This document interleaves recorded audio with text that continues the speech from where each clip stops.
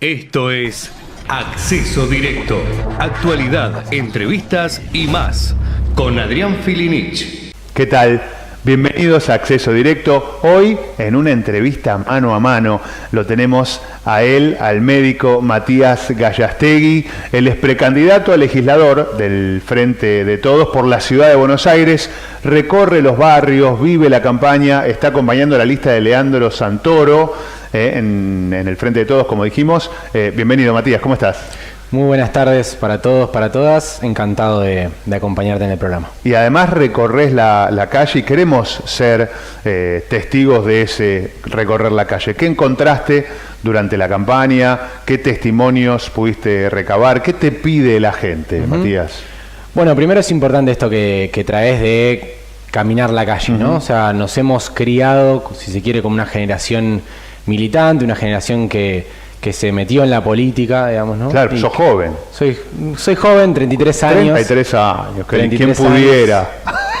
33 años y milito de los 17 años. A los 17 años yo soy chubutense, me vine a vivir a la ciudad de Buenos Aires para estudiar, como muchos otros del interior del país, que por ahí no tenemos la oportunidad de tener nuestra carrera cerca. Me vine a estudiar medicina a los 17 años y a los 18 recién comenzados ya estaba militando en los barrios de la ciudad de Buenos Aires. Bien. Así que conocemos los barrios, conocemos las calles, y si hay algo que condiciona un poco nuestra mirada es ese recorrido militante de compromiso cotidiano, digamos, no electoral, no circunstancial. Claro, porque está como mal visto a veces la palabra militante, no milito en tal partido, y en realidad es ser protagonista y participar en tu barrio, en tu CGP, en tu lugar de movimiento político. Exacto, que muchas veces otras personas lo pueden llamar de otra manera, pero creo que todos vamos a estar de acuerdo en esto de buscar los puntos en común, los puntos en consenso. Creo que nadie estaría en desacuerdo en comprometerse con un otro, con una otra que no la está pasando bien, con un otro, con una otra que necesita de uno, que necesita la compañía, o que entre los dos podemos cambiar la realidad. Qué buena palabra, cambiar la realidad, me gustó. Y ustedes están trabajando con salud, con ambiente y con hábitat. Ajá. Haceme un pequeño resumen de lo que vos viste, si podés, de que recorriste. Bueno, una de las cosas que nos empuja a comprometernos con la realidad es que creemos que hay una realidad injusta a ser transformada.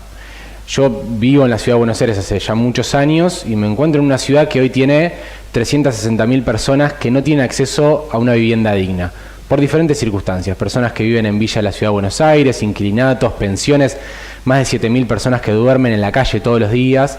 Y si esa situación no nos moviliza a ser militantes, a ser solidarios, a ser, digamos, personas que se comprometen... Te tiene que sensibilizar. Exacto. Entonces, por un lado, el hábitat pensado de ese lugar, la posibilidad de pelear por el acceso a la vivienda de muchas personas, y ahí creemos que hay una discusión en pugna, digamos. Por un lado, un modelo de ciudad que se viene desarrollando hace 14 años, que para nosotros favorece el mercado inmobiliario, al cual no estamos en contra, y otro punto en consenso, digamos, no estamos en contra del desarrollo privado de la vivienda, pero lo que tiene que pasar en consonancia con eso es que también haya un desarrollo social de la vivienda, digamos, ¿no? Donde la vivienda no sea pensado solo como una mercancía, sino que también podamos pensar formas de acceso popular al hábitat, donde, bueno, para que la gente que no lo puede pagar o lo que no tiene acceso a un crédito pueda tener esa vivienda con un crédito blando, como se llama. Exacto, con créditos blandos, pudiendo, digamos, intervenir sobre el mercado de alquileres para que, por ejemplo, yo alquilo y la gran mayoría de los porteños, digamos, hoy un 40% de los porteños y porteñas alquilan en la ciudad de Buenos Aires, gastamos más del 60% de nuestro salario alquilando. Wow. Yo soy médico y, digamos, y no voy a contar mi realidad particular, pero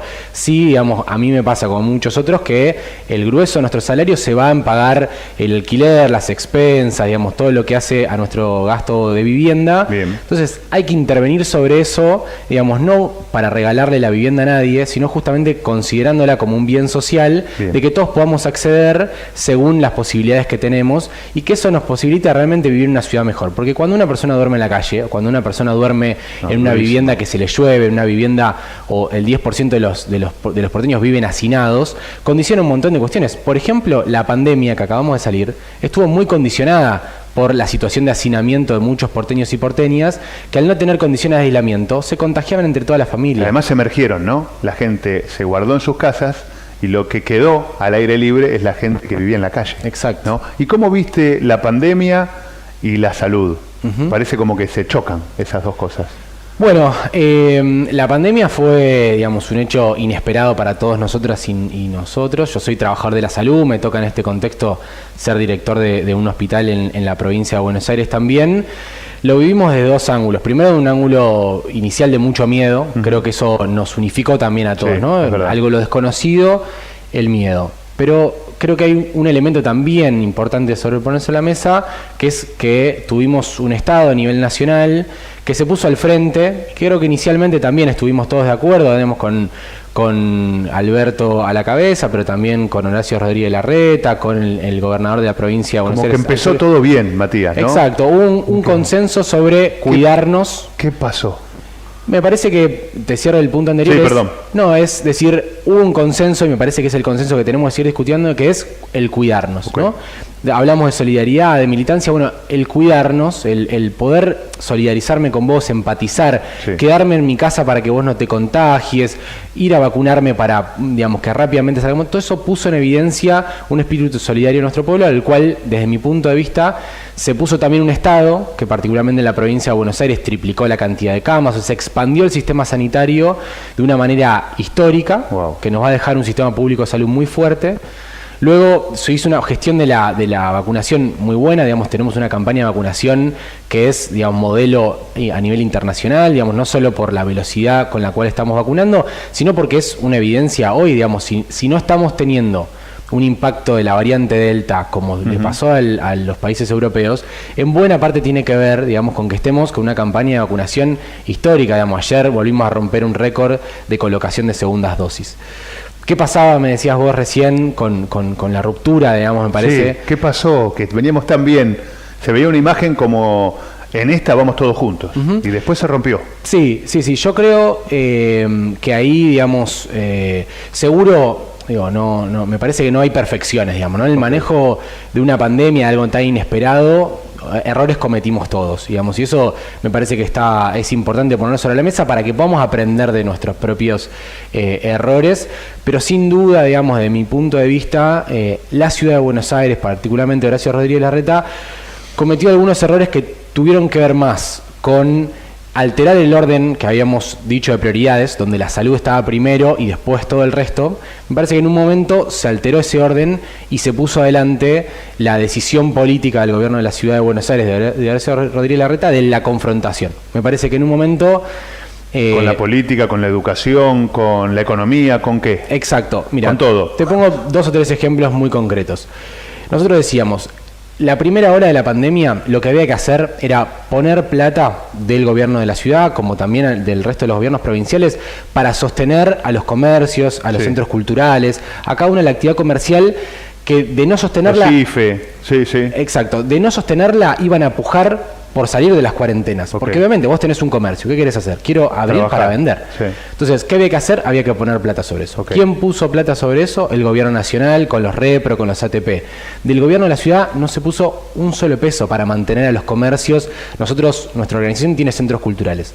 Del gobierno de la ciudad no recibimos un solo peso, digamos, para que ese centro cultural pueda mantenerse con sus trabajadores y demás, digamos, que no tenga que cerrar por la pandemia. Y ahí se empezó a distanciar. Ese distanciamiento, digamos, esa puja, digamos, por muchos sectores de la sociedad, acompañada ahora sí por una capitalización política del gobierno de la ciudad, hizo que la primera cuarentena, que salió antes, digamos, el gobierno de la ciudad, se extendiera la cantidad de casos en la ciudad de Buenos Aires. Después, si te voy a hacer llegar algunos gráficos que marcan. La primera ola del coronavirus, la incidencia se extendió mucho más en la ciudad de Buenos Aires. Bien. Y la segunda ola nos pasó lo mismo en la ciudad de Buenos Aires, en buena parte por la discusión que tuvimos con los colegios, ¿no? Con la educación. Que, a ver, nosotros como fuerza política, digamos, somos defensores de la educación pública, y eso está claro con los números, digamos, ¿no? Esto me parece siempre... Fui el primero en querer volver al aula como docente en noviembre. Cuando íbamos 10 con 1, dijeron, ¿quién quiere venir? Yo. Dije, yo me puse presente. Es que me parece que es, digamos, es el momento ahí, digamos, con tu voluntad de volver a las clases, con los pibes y las pibas también, Sí, queriendo volver a las clases, muchos de ellos, es poder, digamos, poner una política pública que ordene. Entonces en ese momento nosotros dijimos, che, bueno, hagamos como hacen los países de los primeros mundos, digamos, de Europa y demás, pongamos un tablero de situación, donde todos nos rijamos por la misma situación, que fue un proyecto de ley que el Gobierno Nacional impulsó para decir, bueno, si la tasa de incidencia baja de determinado punto, empezamos las clases. Si sube, no las empezamos. Bien. Para salir de la discusión, yo quiero, yo no quiero, sino decreto. Pongamos un baño. ¿Qué pasó, digamos? El gobierno de la ciudad, desconociendo un poco esa discusión, volvió a clases con una tasa de incidencia altísima todavía en el distrito, y lo mismo, digamos, ¿no? Se invisibiliza que esa situación de una vuelta temprana a las clases extendió la segunda ola del COVID en la ciudad de Buenos Aires, que se ve en diferencia con lo que pasó en la provincia de Buenos Aires, y eso en definitiva es más gente contagiada y lamentablemente también más gente que fallece en la ciudad de Buenos Aires, que el dato final que te doy con eso es que la ciudad de Buenos Aires está en el primer puesto del ranking más lamentable de los distritos con la tasa de mortalidad más alta de la Argentina. Digamos. La última, hablaste de médico, hablaste de campaña de vacunación. ¿Qué te critican? ¿Qué errores te marcan? La gente en la calle. No los medios, no la imagen de otros políticos. Recorriendo Parque Chacabuco, el otro día me decías que estabas en Liniers, en el Parque Centenario, en el Pasteur. ¿Qué te dice la gente? ¿Cuáles fueron los errores? No, creo que los errores ya están puestos sobre la mesa, que son, digo, tanto lo que pasó con Ginés González García, digamos, con la campaña de vacunación, con lo que llamaron el vacunatorio VIP, que me parece tanto en ese como lo que pasó con las fotos que se difundieron sobre el cumpleaños de la primera dama. Con las dos situaciones, y nosotros también como generación política, es decir, son errores, hay que, digamos, observarlos, entender qué pasó, para que, digamos, podamos evitar repetir esos errores y mejorar. Lo que sí me parece sustancial con esto es reconocer, digamos, en el análisis de la pandemia qué va primero y qué va después. Porque el mismo plano que hay que reconocer errores, tenemos que analizar el proceso completo. Porque si solo vemos fotos... todo en la balanza. Claro, y en esa balanza, está claro, el otro día salió la estadística del exceso de mortalidad. La Argentina no aparece hasta los últimos puestos, digamos. Somos de los países que mejor manejó la pandemia en función, si analizamos el exceso de mortalidad. Que cortito es cuánto del promedio de muertes que tenemos todos los años se excedió por la pandemia. O sea, cuántas más muertes hubo por la pandemia. Ese lo voy a querer. Te lo voy a pasar y es un muy buen dato. Bueno, y muchas gracias por abrirte el juego, a contestarnos todas las preguntas. Este espacio de Ecomedios, la multiplataforma también para el Frente de Todos, para que puedan venir a transmitir sus ideas con esta claridad, con esta franqueza, con matices, ¿no? Pero bueno, muchas gracias, Matías. Muchas gracias a ustedes y bueno, abierto siempre a participar. Acceso directo entre la realidad y vos. Esto fue Acceso Directo con Adrián Filinich.